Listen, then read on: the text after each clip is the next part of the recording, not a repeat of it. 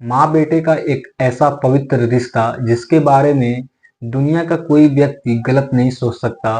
पर इटावा में एक मामला सामने आया है कि एक बेटा अपनी ही माँ से शारीरिक संबंध बना रहा होता है, तभी हो जाता है खूनी खेल। दोस्तों, पूरी कहानी जानने के लिए वीडियो में लास्ट तक बने रहिए। उत्तर प्रदेश के इटावा जिले में एक थाना पड़ता है, उसराहार। इसी थाना क्षेत्र के अंतर एक गांव आता है। इस गांव में एक मनोज नाम का व्यक्ति होता है, उसकी पत्नी होती है। इसके अलावा उसके घर में कोई भी नहीं होता है। मनोज का कोई बेटा नहीं होता है, ना ही बेटी होती है। उसे कई सालों से एक भी लड़का पैदा नहीं होता है। धीरे धीरे दोनों की उम्र बीत रही थी। मनोज की उम्र 45 साल हो जाती है और उसकी पत्नी की उम्र 37 साल। एक दिन रात को खाना खाते हुए मनोज और मनोज की पत्नी आपस में बातचीत कर रहे होते हैं। तभी मनोज कहता है कि हमारा कोई वारिस नहीं है, क्यों ना गांव के एक लड़के को गोद ले लिया जाए। मनोज की पत्नी कहती है, किसको आप गोद लेना चाहते हैं? तो मनोज कहता है, एक लड़का है जिसका नाम राहुल है। वे बहुत ही अच्छा लड़का है, मैं उसको अच्छी तरह से जानता हूँ। उसके माता पिता नहीं है इस दुनिया में, सिर्फ उसकी दादी हैं। उसके बाद मनोज की पत्नी हामी भरती है और मनोज उस 23 साल के राहुल को गोद ले लेता है। राहुल अब मनोज के परिवार के साथ रहने लगता है। मनोज हर रोज काम के लिए बाहर जाता था और शाम को लौट के आता था। एक दिन मनोज अपनी पत्नी से कहता है कि मैं 2-3 दिन के लिए किसी काम से बाहर जा रहा हूँ और 2-3 दिन बाद ही लौट कर आऊंगा। मनोज की पत्नी कहती है, ठीक है आप जाइए। मनोज चला जाता है अपना सामान वामान पैक करके। अब घर में सिर्फ मनोज का बेटा राहुल और उसकी पत्नी बचे हुए थे। अब कोई भी काम होता था तो मनोज की पत्नी अपने गोद लिए हुए बेटे राहुल से कहती थी। वे हर एक काम अपनी माँ का कहा हुआ कर देता है। ये देख के बहुत ज्यादा उसकी माँ खुश होती है और रात को जब वे खाना खा रही होती है तो वो कहती है कि राहुल बेटा, आज रात को तुम मेरे पास ही सोना। तेरे पापा 2 दिन हो गए हैं, मुझे अच्छा नहीं लगता है। राहुल कहता है, ठीक है माँ, मैं तुम्हारे पास ही सोऊंगा। दोनों रात का खाना खाने के बाद एक ही खाट पे सो जाते हैं। राहुल की आधी रात को अचानक नींद टूट जाती है। वे बाहर जाकर टॉयलेट करता है। टॉयलेट करने के बाद जब वो घर के अंदर प्रवेश करता है तो ये देखता है कि उसकी माँ का जो पल्लू है हटा हुआ है, छाती पूरा दिख रहा है। ये देख के राहुल के अंदर हवस की भावना उत्पन्न हो जाती है। वे चुपचाप जाकर खाट पर लेट जाता है। धीरे धीरे वे अपनी माँ के छाती पे हाथ फेरने लगता है, कभी कमर पे फेरता है। उसकी माँ कुछ भी विरोध नहीं करती है, वो पूरी तरह से नींद में रहती है। जब वे जोर जोर से हाथ फेरने लगता है तो उसकी माँ का नींद टूट जाता है। फिर भी वे हाथ फेरे जा रहा था, कभी छाती पे कभी कमर पे।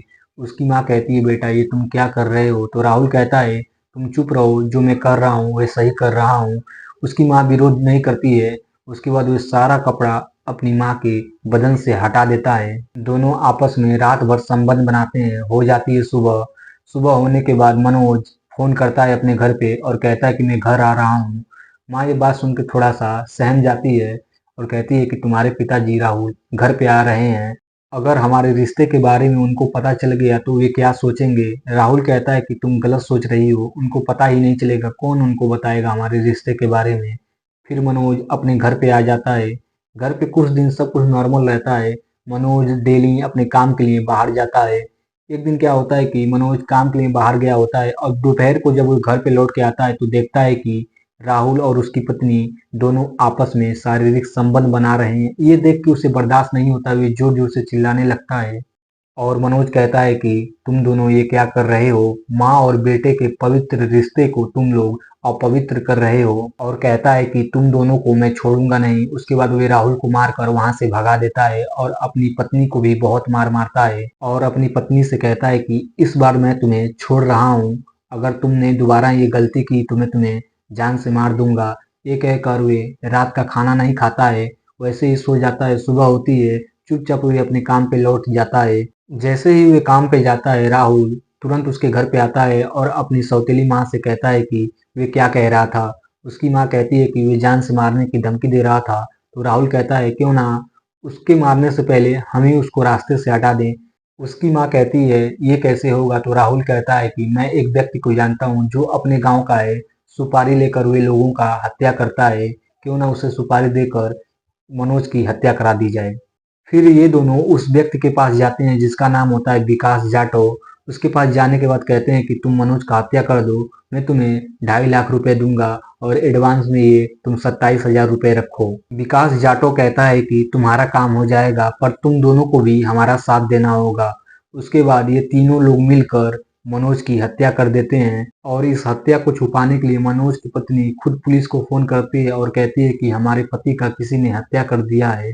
पुलिस तुरंत वहां पर पहुंचती है और मनोज के लाश को पोस्टमार्टम के लिए पुलिस वाले भेज देते हैं और माँ बेटे से पूछताछ करने लगते हैं।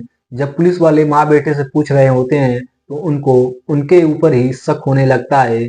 उसके बाद जब पोस्टमार्टम की रिपोर्ट निकल के आती है तो पता चलता है कि जो मनोज की हत्या हुई है वे रॉड और कपड़ा धोने वाले बल्ले से हुई है।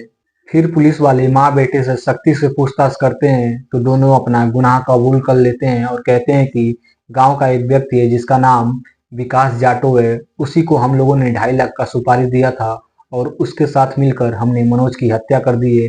पूरी कहानी पुलिस वालों को बताते हैं। फिलहाल तीनों को जेल में भेज दिया गया है। दोस्तों आज की कहानी में बस इतना ही। दोस्तों ये सच्ची कहानी है। मेरा कहानी सुनाने का मकसद यह है कि ताकि समाज में जागरूकता फैल सके, किसी को आहट पहुंचाना नहीं है। अगर कहानी पसंद आई तो प्लीज हमारे चैनल को सब्सक्राइब करिए और कमेंट करके बताइए कि आप हमारी कहानी कहाँ से सुन रहे हैं। मिलते हैं किसी और कहानी में, तब तक के लिए जय हिंद।